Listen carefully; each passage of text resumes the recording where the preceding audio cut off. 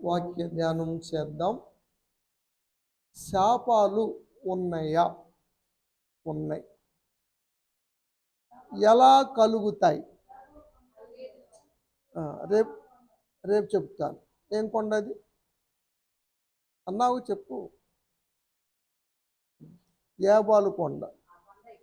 యాబాలు కొండలో శాపాలు చెబుతారు, గెరిజీము కొండలో దీవెలు చెబుతారు.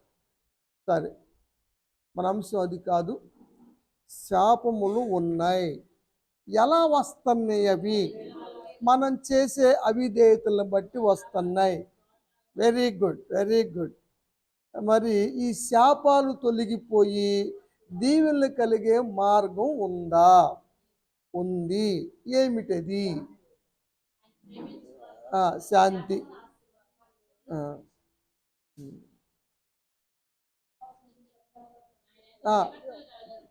పశ్చాత్తాపం ఒకటి,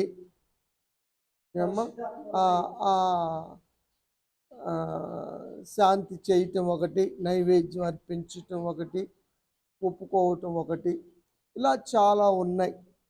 అయితే ఈరోజు వాటి గురించి కొన్ని మనం ధ్యానం చేద్దాం సమయానుకూలతను బట్టి. బైబిల్ గ్రంథం పాత నిబంధనలో 8 దర్శనాలు కలిగిన పుస్తకం ఒకటి ఉంది, గ్రంథం ఒకటి ఉంది. ఆ గ్రంథములో 8 దర్శనాలు ఉన్నాయి. ఆ దర్శనాల్లో ఒక దర్శనము ఎగురుతున్న పుస్తకము, ఎగిరిపోతా ఉంది పుస్తకం. చిన్న పుస్తకమా అంటే 20 మూరల పొడుగు, 10 మూరల ఎడల్పు కలిగిన పుస్తకం ఆకాశంలో ఎగురుతూ ఉంది. తెలుసా మీకెవరికన్నా? ఆ పుస్తకంలో ఏమి రాయబడిందో తెలుసా? భూమి మీద అంతటికి బయలుదేరు శాపములు రాయబడి ఉన్నాయి. ప్రాముఖ్యంగా 2 దోషాలను బట్టి అవి చేసిన వారి ఇళ్లలోకి ఆ పుస్తకం ప్రవేశిస్తుంది. 2 తెలుసా మీకు? ఆ 2 ఏంటో? మొదటిది దొంగిలించటం, రెండవది అబద్ధం పలకటం. ఈ 2 ఎవరైతే చేస్తారో వారి ఇంటిలోకి ఆ శాపాల పుస్తకం వస్తుంది, వారికి శాపాలు కలుగుతాయి. ఇది బైబిల్ గ్రంథంలో పాత నిబంధనలో 38వ పుస్తకము, 11వ చిన్న ప్రవక్త జకరియా రాసినటువంటి గ్రంథం. జకరియా గ్రంథములో 8 దర్శనాలు ఉన్నాయి. 8 దర్శనాల్లో ఒకటి ఎగురుతున్న పుస్తకం. 5వ అధ్యాయంలో మనం చూస్తాం, 1 నుంచి 4 వచనాలు. నేను దర్శనములో తేరు చూడగా ఎగిరిపోతున్న ఒక పుస్తకము కనపడింది. అప్పుడు అడిగారు, నీకేమి కనబడుతుంది అని. 20 మూరల పొడుగు, 10 మూరల ఎడల్పు గల ఎగిరిపోవచ్చున్న పుస్తకం ఒకటి నాకు కనబడతా ఉంది. దర్శనములో ఆకాశములో ఆ పుస్తకము ఎగురుతూ కనబడతా ఉంది. జకరియా గారి దర్శనములో. చదువమ్మ. ఈ పుస్తకంలో రాయబడిన ఏంటంటే, భూమి అంతటి మీదకి బయలువెళ్ళు శాపముల గురించి రాయబడిన పుస్తకం అది. ఆ ఎగురుతూ వస్తున్న పుస్తకము శాపములతో రాయబడిన పుస్తకం. ఒక పక్క 2 పక్కలు రాశారు. ఒక పక్కన రాసిన దాన్ని బట్టి దొంగిలించబడేవారు, ఎవరైనా దొంగతనాలు చేసేవాళ్ళు ఉంటే వారి అందరి మీదకి శాపాలు వస్తాయి. 2వ పక్క రాసిన దాన్ని బట్టి చూస్తే అప్రమాణికులు, అబద్ధ ప్రవక్త సాక్ష్యాలు పలికిన వారు మీదకి వస్తుంది. ఇది ఆ పుస్తకం వారి గృహాల్లోకి జ్వరబడుతుంది. ఆ శాపాలు వాళ్ళు అనుభవిస్తారు. అది ఆ ఇళ్ళలు చేసిన వారు, ఏం చేసిన వారు? దొంగతనాలు చేసిన వాళ్ళు, అబద్ధ ప్రమాణాలు చేసిన ఇళ్ళలోకి ఆ పుస్తకం వచ్చేస్తుంది. ఇక వారి మీద శాపాలు వస్తాయి. దూలాలు కూలిపోవచ్చు, ఆ, రాళ్ళు ఊడిపోవచ్చు, ఎంతటి శాపమైనా తగలొచ్చు. కాబట్టి శాపాలు ఉన్నాయి అన్న విషయము ఇక్కడ మనకు కనబడతా ఉంది. ముఖ్యంగా దొంగిలించటం, అబద్ధమాడటం ఎక్కువగా చేస్తూ ఉంటారు ప్రజలు. అన్యులే చేస్తారంటే కాదు, కానీ దేవుని నమ్మిన ప్రజలు కూడా ఈ రెండు చేయటములో మరి తెలియకోకుండా చేస్తానే ఉంటారు. కాబట్టి జాగ్రత్తగా ఉండాలి. ఒకసారి యేసు ప్రభు వారి దగ్గరికి ఒక అతను వచ్చాడు. వచ్చి అన్నాడు, అయ్యా, నిత్య జీవం పొందాలంటే ఏం చేయాలి నేను అని అడిగాడు. యేసు ప్రభు వారు వాడితో చెప్పాడు, నువ్వు ఆజ్ఞలు పాటించు అన్నాడు. నేను చిన్నప్పటి నుంచి పాటిస్తున్నాను, కానీ మరి ఏం ఆజ్ఞలు పాటించాలి అని అడిగాడు. అప్పుడు యేసు ప్రభు వారు ఒక 4 ప్రాముఖ్యమైనవి చెప్పారు. వాటిల్లో ఇవి కూడా ఉన్నాయి. మత్తయి సువార్త 19వ అధ్యాయము 17వ వచనం.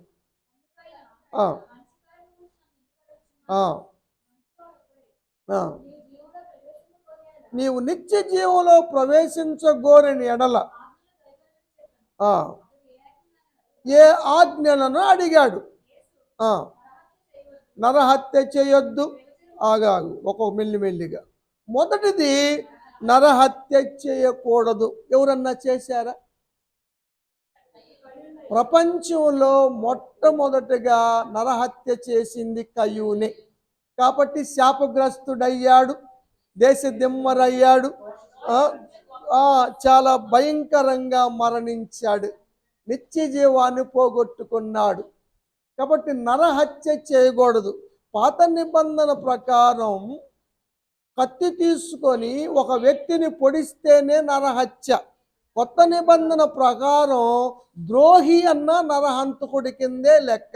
ఎవరినన్నా ద్రోహి అన్నావా, నాకు ద్రోహం చేశాడని అన్నావా, అన్నవాళ్ళు నరహంతకుల కిందే లెక్క.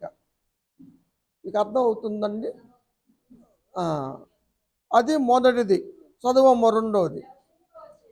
అంటే వ్యభిచరింపవద్దు రెండవది. ఏంటికి? నిత్య జీవం వెళ్ళాలంటే పాటించవలసిన వాటిల్లో నరహత్య చేయకూడదు, వ్యభిచరించకూడదు. ఎవరైనా చేశారా? దావీదు పశ్చాత్తాపడ్డాడు, పొందుకున్నాడు. సంసోను కూడా పశ్చాత్తాపడ్డాడు, మళ్ళీ బలపరచబడ్డాడు. అమ్నోను దావీదు కుమారుడు తన సహోదరిని బలత్కరించి, మోహించి, ప్లాన్లేసి ఆమెను అనుభవించి దోసివేశాడు. కాబట్టి శాపగ్రస్తుడయ్యాడు, నిత్య జీవానికి పోగొట్టుకున్నాడు. దావీదు కొడుకుల్లో ఒక కొడుకు అమ్నోను. తర్వాత చదువమ్మ. దొంగిలించవద్దు. ఆకాను అన్న ఆయన దొంగిలించాడు కదా. దేవునిని దొంగిలించే వాళ్ళు చాలా మంది ఉన్నారు సంఘాల్లో. సమయాన్ని దొంగిలిస్తారు, దేవునికి ఇవ్వవలసింది కూడా దొంగిలిస్తారు. అదేమంటే పాత నిబంధన కదా అంటారు. యేసు ప్రభువు ఏం చెప్పారు? అది చెయ్యాలి, ఇది కూడా చెయ్యాలి అని చెప్పారు కదా. మత్తయి సువార్త 23వ అధ్యాయంలో పరిచయులకు చెబుతున్నటువంటి మాటల్లో మనం చూస్తాం. పుదీనాలోను సోపులోను ఎందిస్తారు? చిన్న వాటిల్లో ఇస్తారు. అది ధర్మశాస్త్రంలో ప్రధానమైంది. మరి న్యాయము, కనికరము విడిచిపెట్టారు. ఏటిని మానక? పాత నిబంధనలో చెప్పబడినటువంటి మానక ఇవి కూడా చెయ్యాలి. మానమని చెప్పలా. ఇంకొక విధంగా చెప్పాలంటే పాత నిబంధనలో 10వ వంతే, కొత్త నిబంధనలో నువ్వు వడ్డీలను కొందికి పెంచాలి. నీకు రాబడి వచ్చిన కొందికి పెంచాలి కదా. కోల్గేట్ అన్న ఆయన తెలుసా? కాల్గేట్ అంటారా, కోల్గేట్ అంటారా?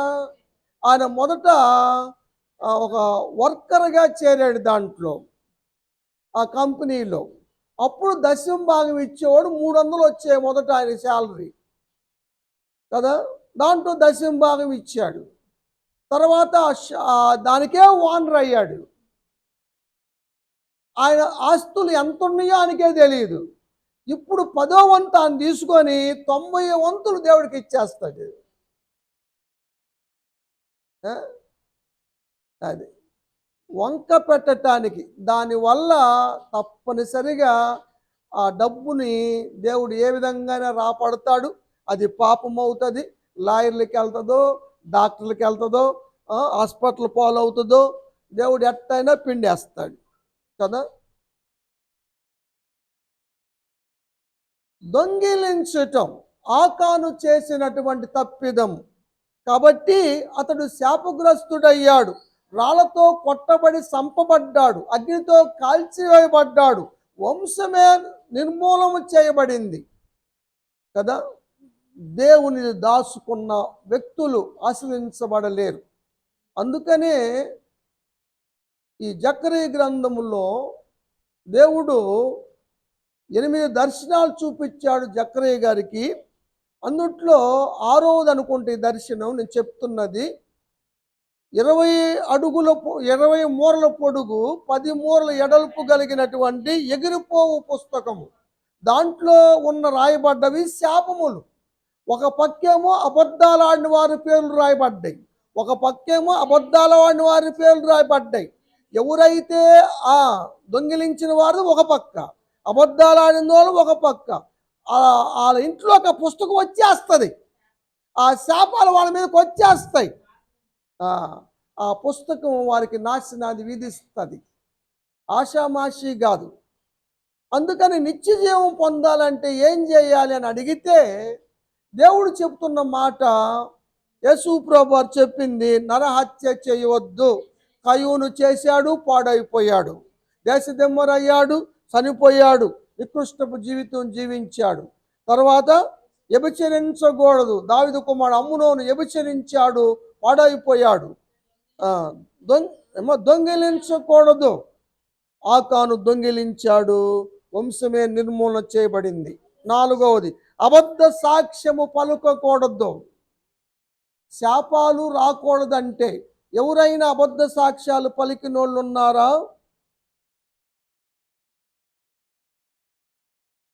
అబద్ధాలు చెప్పారు కానీ అబద్ధ సాక్ష్యం చెప్పలేదు. ఇంతకేనా అమ్మారా మీరు అని అడిగాడు పేతురు గారు అననీయాన్ని. అంతకే అన్నాడు కానీ అబద్ధం చెప్పాడు కానీ అబద్ధ సాక్ష్యం కాదు అది. అననీయ భార్య సప్పీరా అదే చెప్పింది. అయినా వాళ్ళు పనిష్మెంట్ అనుభవించారు, అక్కడికక్కడే చచ్చిపోయారు, శాపగ్రస్తులయ్యారు.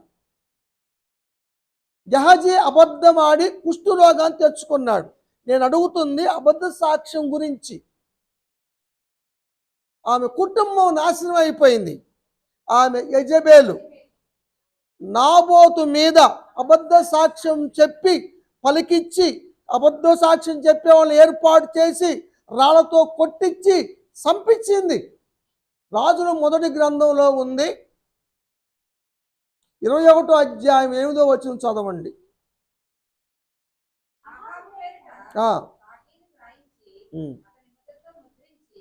భర్త గారి పేరు మీద ఇజ్రాయేల్ రాజు అయినటువంటి ఆహాజు మీద ఉత్తరం రాయించి, తాకీదు రాయించి, ఆయన ఉంగరము ముద్ర వేయించి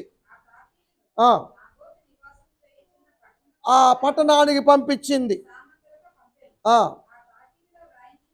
ఏం రాయించారు దాంట్లో?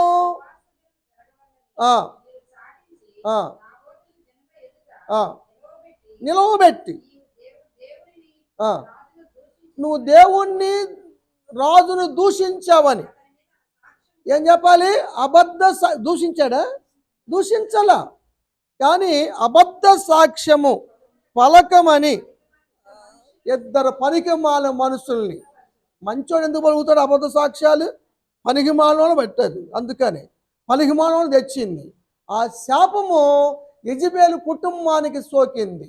దేవుడు ఏలియా ద్వారా పలకించిన మాట 23వ వచనం.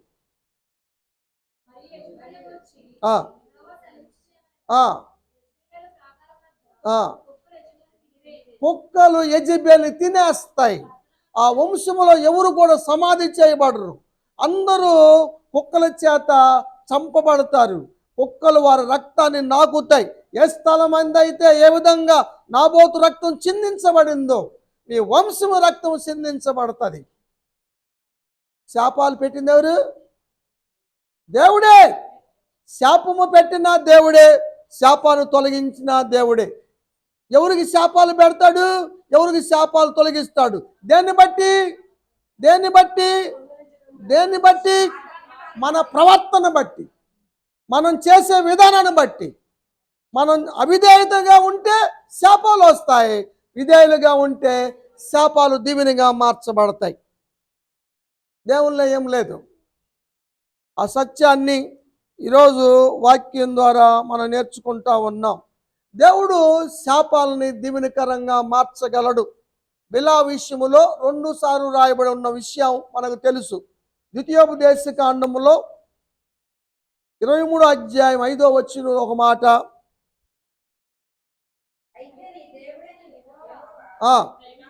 దేవుడు మనల్ని ప్రేమించాడు కాబట్టి బిలాము మాట వినుకోకుండా బాలాకు శపించటానికి తీసుకొచ్చాడు బిలాముని. ఎన్నోసార్లు శపించాలనుకున్నాడు కానీ శపించలేకపోయాడు. కారణము దేవుడు శాపాలు రానివ్వలేదు. చదువమ్మ.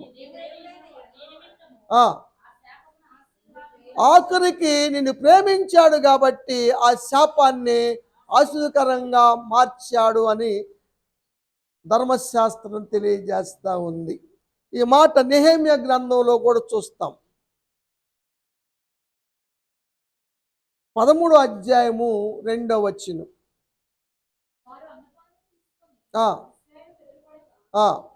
భోజనాలు చేశారు, మంచి భోజనాలు పెట్టించాడు. బాలాక్ గారు భోజనం బాగా తిన్నాడు.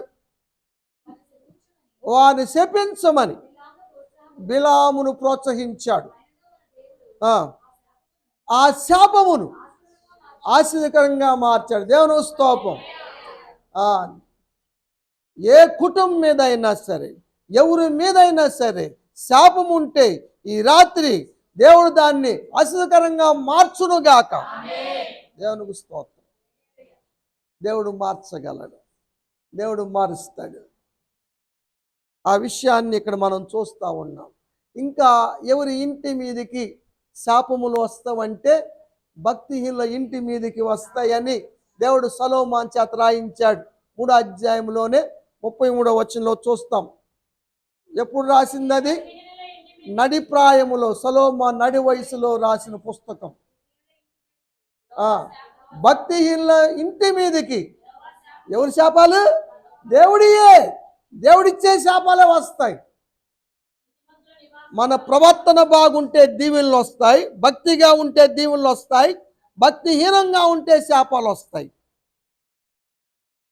విషయాన్ని మీరు గమనించండి, గ్రహించండి, భక్తిగా జీవించండి. భక్తి సల్లారిపోతూ ఉంది కదా, రాను రాను పల్చబడతా ఉన్నారు జనాంగం. భక్తి తగ్గిపోతూ ఉంది. మళ్ళీ భక్తి ఎప్పుడు పెరిగిద్దంటే ఉపవాస ప్రార్థనలు వస్తే, శ్రమల దినాలు వస్తే భక్తి పుంజుకుంటుంది. పుంజులాగా కాదు, పుంజుకోవటం అంటే వస్తుందని అది. ఇంకా ఎవరికి శాపములు వస్తామంటే ఇచ్చువానికి లేమి కలగదు, శాపము కలగదు. ఈక బిగబట్టు వారికి, కళ్ళు మూసుకొని వారికి అంటే అర్థం ఏంటంటే పట్టి పట్టనట్టుగా, తెలిసి తెలియనట్లుగా, చూసి చూడనట్లుగా బలాగుండే కదా పరదాలు. అది అలాంటి వారికి బహుశాపములు వచ్చును. Very good. లైన్లో ఉన్నారు సార్, వెరీ గుడ్. సామెతల గ్రంథం ఇది కూడా 28వ అధ్యాయము 27వ వచనం. ఇస్తే ఏముండదు. కళ్ళు ఎందుకు మూసుకుంటున్నారు? చూసి చూడనట్టు, ఎరిగి అనగినట్టు, ఇవాళ వచ్చిద్దామని. వెరీ గుడ్, బాగా చెప్పావు.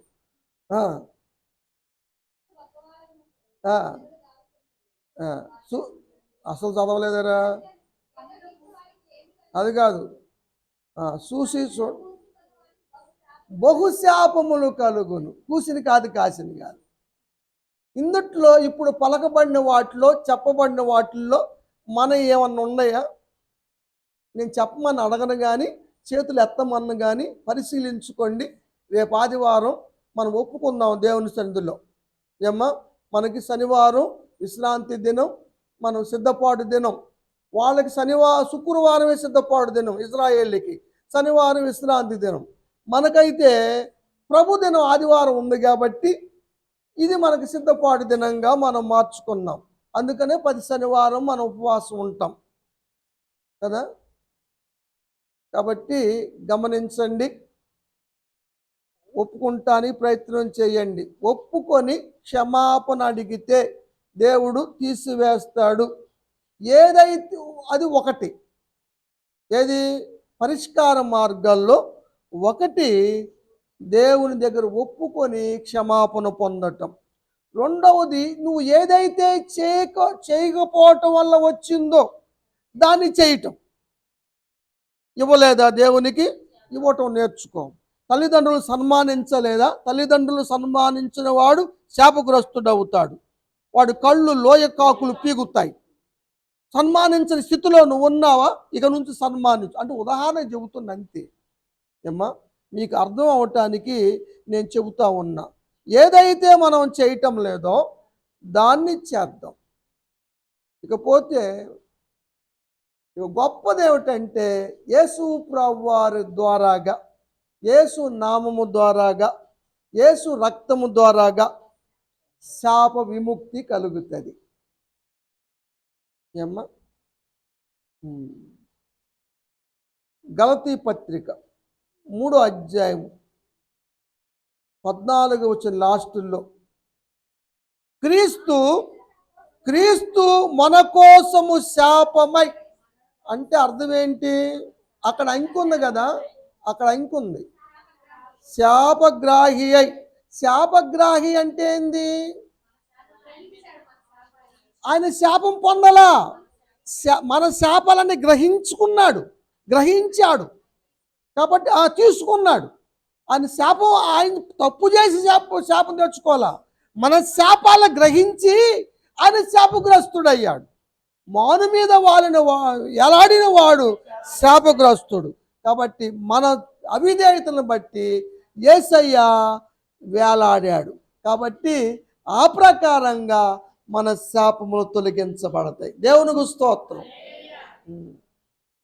కాబట్టి సైతాన్ని బెదిరిస్తే నీకు ఆ శాపం ఉంది, నీకు ఆ శాపం ఉంది, ఈ శాపం ఉందంటే నోరు మూసుకొని పో, నా శాపాలు యేసయ్య శిలువలో భరించాడు, మోసాడని చెప్పండి.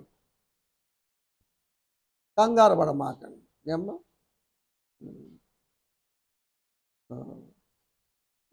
ఆయన మనలను ధర్మశాస్త్రం యొక్క శాపము నుండి విమోచించాడు. దేవునికి స్తోత్రం. ఆడుందంటారా? ధర్మశాస్త్రం యొక్క శాపము నుండి దేవుడు విమోచించాడు. దేవునికి స్తోత్రం. మనం విమోచించబడ్డాం. కాబట్టి ఎవరి మీద శాపం ఉన్నా, మరి ముఖ్యంగా కూటమి ఏర్పాటు చేసుకున్న అమ్మమతి గారి కుటుంబం మీద, తన కుమారుడి మీద ఏ దోషం ఉన్నా, ఏ శాపం ఉన్నా, ఏదున్నా ఈ రాత్రి దాన్ని దేవుడు తీసివేసి ఆశీర్వకరంగా, దీవెనకరంగా మార్చునుగాక. వచ్చిన మనందరి శాపాలు తొలగించి ఆశీర్వకరంగా దేవుడు మార్చునుగాక. ఇంకోటి, క్రీస్తు రక్తము ద్వారా ఎఫెసీ సంఘానికి అపోస్తుడైన పౌలు 1వ అధ్యాయములో 7వ వచనములో ఒక మాట చెప్తాడు. ఆయన రక్తం వలన మనకు విమోచనము, అనగా అపరాధములకు క్షమాపణ కలిగి ఉన్నది. విమోచన అంటే ఏంటి? విడుదల. విమోచన అంటే ఏంటి? ఏమి జరిగినట్లు? విమోచన అంటే క్రయధనం, బదులు. వారిని పిల్లలు చల్లకుండా చదివారు కదరా. అపరాధములకు క్షమాపణ పొందినట్లు. విమోచన అంటే అర్థం ఏమిటంటే అపరాధములకు క్షమాపణ పొందినట్లు. ఎక్కడెక్కడ ఎదుగుతున్నారు కళ్ళ ముందు పెట్టుకొని. కాంటెస్ట్, మీరు ఫాలో అవ్వాల్సింది కాంటెస్ట్. అక్కడ చదవబడినటువంటి అంశం ఏంటి? మనం ఏం అది కదా. ఆ, ఆ. ఆయన అందరి కొరకు విమోచన క్రయధనముగా తన్ను తానే అర్పించుకున్నాడు. తిమోతి మొదటి పత్రిక 2వ అధ్యాయం 6వ వచనములో ఆత్మీయ కుమారుడైనటువంటి తిమోతికి ఆయన అందరి కొరకు విమోచన క్రయధనముగా తన్ను తానే సమర్పించుకున్నాడు. అందరిలో నువ్వు ఉన్నావా? మనం ఉన్నాం. దేవునికి స్తోత్రం. కాబట్టి మనకి విమోచన క్రయధనం చెల్లించబడింది. ఇక మనం చెల్లించాల్సిన అవసరం లేదు. మన బాకీ యేసయ్య తీర్చేశాడు. మన శాపాన్ని యేసయ్య భరించేశాడు. ఇక లేదు మనకి. దేవునికి స్తోత్రం. అలా ఎత్తి ప్రార్థన చేయండి. వాగ్దానం ఎత్తి ప్రార్థన చేయండి. పేతురు గారు చెప్తాడు మొదటి పత్రికలో 1వ అధ్యాయం 18వ వచనం. ఇదేంటంటే విడిచిపెట్టడం గురించి చెప్తున్నాను. క్షమాపణ అడగటం, క్రీస్తుని మనం విమోచనగా గుర్తు చేసుకొని ఆయన్ని క్షమాపణ అడగటం, విమోచన పొందామని విశ్వసించటం. మూడవది ఏంటంటే విడిచిపెట్టటం. చదువమ్మ. వ్యర్థ ప్రవర్తన విడిచిపెట్టి, వెండి బంగారం వల్ల మనం విమోచించబడలేదు కానీ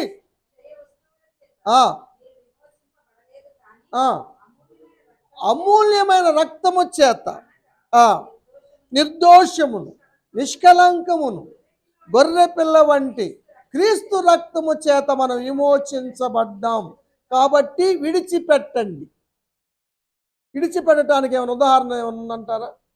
ఎవరైనా విడిచిపెట్టారా? రక్షణలోకి వచ్చినాక, దేవుని నమ్మినాక, దేవుని నమ్ముతున్న సమయాల్లో ఇవన్నీ హింట్సే మీకు. జక్కరే, వెరీ గుడ్. అవును, వెరీ గుడ్, గుడ్ గుడ్. ఎందుకంటే ఎవరికైతే అన్యాయంగా నేను దగ్గర తీసుకున్నానో వారికి 4 గంటలు ఇచ్చేస్తా కదా. అప్పుడుకప్పుడే అప్పుడు చెప్పాడు ఇంటికి రక్షణ వచ్చింది. కొండ ఇడిచిపెట్టింది, మనం దానికి సాదృశ్యంగా పాపాలు ఇడిచిపెట్టింది అని చెబుతాం. ఆమె సాక్ష్యవంతంగా జీవించింది. నా గురించి చెప్పిన వాడు చూద్దురుకొని రండి అని యేసయ్య దగ్గరికి నడిపించింది. ఈ సందర్భం కాదు అది. సరే సరే, ఏడు చేస్తానని చేయను. ఇంక టైం వచ్చింది మంది. పరిశుద్ధాత్మ కూటం కూడా ఉంది కాబట్టి ఇంకా చివరి మాటలు చెప్పి ముగిస్తాను. పరిశుద్ధాత్మ ద్వారా విమోచన, విడుదల, శాప దోషములు తొలగిపోవటం. యెషయా గ్రంథం 32వ అధ్యాయము 13వ వచనం. దేవుడు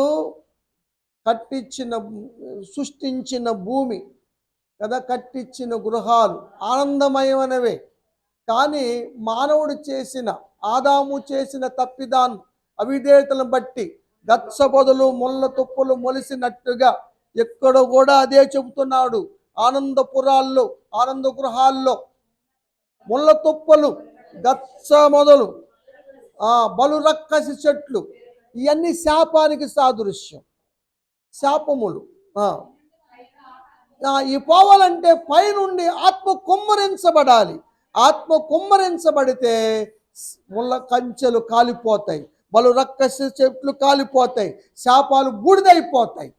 దేవునికి స్తోత్రం. పరిశుద్ధాత్మ అగ్ని ఈరోజు మన శాపములు దహించును గాక. దేవుని పరిశుద్ధాత్మ దిగివచ్చును గాక. ఇంకో మాట కూడా చెప్పు ముగిస్తాను. యెషయా గ్రంథంలోనే 4వ అధ్యాయం 4వ వచనం.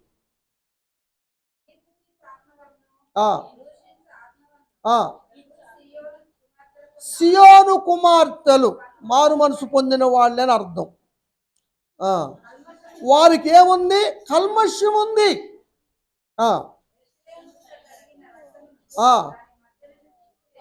రక్తాపరాధం ఉంది. యెరూషలేముకి దాన్ని శుద్ధి చేసేది పరిశుద్ధాత్మ దేవుడే కదా. ఆ, ఆ, ఆ, ప్రకాశిస్తే కల్మషములు పోయి శుద్ధీకరించబడతాం. కాబట్టి మన మీద ఉన్న కల్మషములు, కూటమి ఏర్పాటు చేసి సహోదరు అహ్మద్ గారి కుటుంబం మీద ఉన్న కల్మషములు ఉన్నాయని కాదు, ఉంటే ఏ అయినా సరే దేవుడు ఈరోజు కాల్చివేయును గాక. దేవుడి మాటలు దీవించి పరిశుద్ధాత్మ అభిషేకాన్ని దయచేయును గాక. ఆమేన్. పరిశుద్ధాత్మ కూటమి జరుపుదాం. ప్రసన్న కొంచెం ధ్యాసలో